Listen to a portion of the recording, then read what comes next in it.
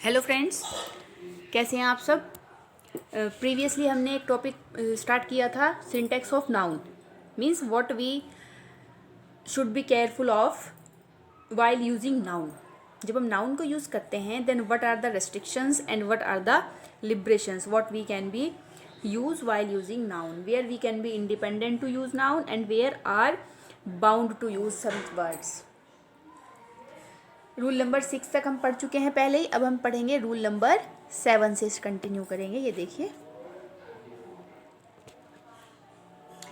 Some nouns are always used in plural. कुछ nouns always plural form में use होते हैं जिनको आप सिंगुलर में यूज नहीं कर सकते।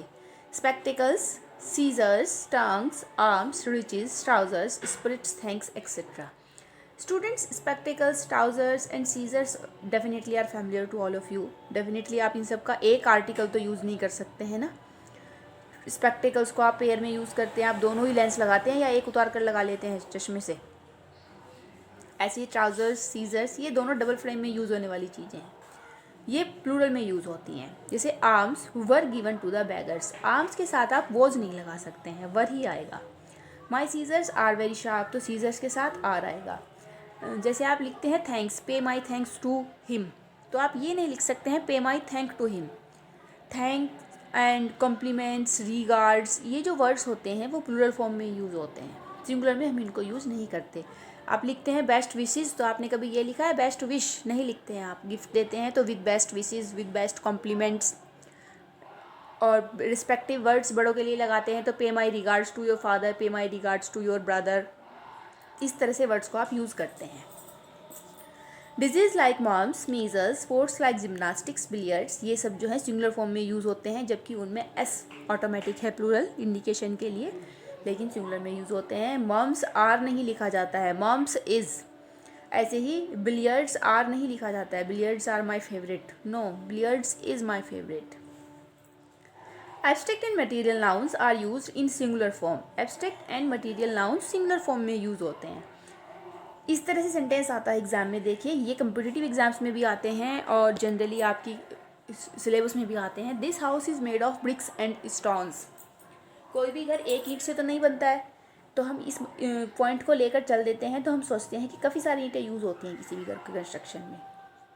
लेकिन हमें माइंड में ये भी रखना है कि मटेरियल नाउन सिंगुलर में यूज़ होता है, तो सेंटेंस बन जाता है this house is made of brick and stone. ऐसा हम नहीं लिख सकते कि bricks. If these are use in plural form they are common noun. अगर आप इनको कॉमन प्लूरल फॉर्म में यूज़ कर देंगे तो ये कॉमन बन जाएंगे। देखिए, जैसे रिच है वर्ड, रिचेस, ये पूरे वर्ड के रिच वर्ड्स के पीपल के लिए भी आप रिच ही लगा सकते हैं, तब भी तो आप रिच लगाते हैं ना। The rich should help the poor use करते हैं ना आप।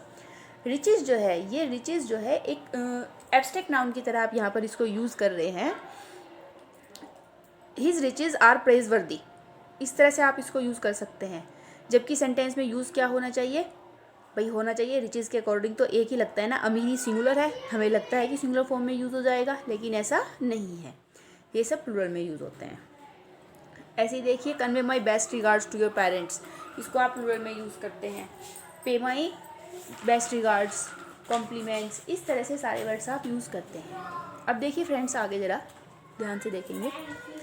ये देखिए, हम इन वर्ड्स को भी नाउन में यूज़ करते हैं और दोनों फॉर्म्स हम यूज़ करते हैं। अब जनरली क्या होता है कि सेंटेंस जब हमारे पास एग्ज़ाम में लिखा हुआ आता है तो वहाँ पर लिखा होता है your clothes are not good,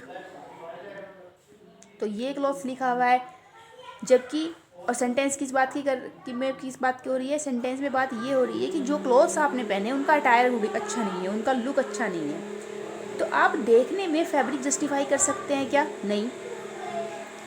look में तो आप किसी ने ड्रेस पहनी हुई है उसका कॉम्बिनेशन जस्टिफाई कर सकते हैं, या फिर ये देख सकते हैं कि वो देखने में अच्छा लग रहा है या अनकंफर्टेबल लग रहा है, ऑकवर्ड तो नहीं लग रहा है, उसको आप कमेंट कर रहे हैं। जबकि ये वर्ड यूज़ होता है टाइप्स ऑफ फैब्रिक, फैब्रिक के अनस्टिच फैब्रिक के टाइप के लिए यूज़ होता है ये वर्ड। वहाँ पर यूज़ क्या होना चाहिए, वहाँ पर सेंटेंस में वर्ड आना चाहिए क्लोथ्स। क्लॉथ्स में होता है जब ई आ जाता है वर्ड के बीच में, तो इसका मीनिंग है कि एक ही ड्रेस के डिफरेंट पार्ट्स। जैसे कि आपने पहना है वेस्टर्न सूट पहना है या आपने कोट पैंट का सूट पहना है, तो उसमें कोट पैंट शर्ट टाई सब कुछ इंक्लूड हो जाता है। तो उन सब के डिफरेंट स्टिच्ड आर्टिकल के लिए आप यूज़ करते हैं क्लोथ्स। तो तब आप सेंटेंस लिख सकते हैं your clothes are not looking good, या in these clothes you are looking uncomfortable, तो तब ये वर्ड यूज़ होगा।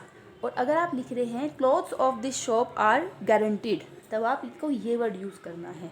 दोनों वर्ड के माइन्यूट डिफरेंस को आप जस्टिफाई करेंगे, खुद समझेंगे, आप माइंड में सेट करने की कोशिश करेंगे तो ये सेट हो जाएगा।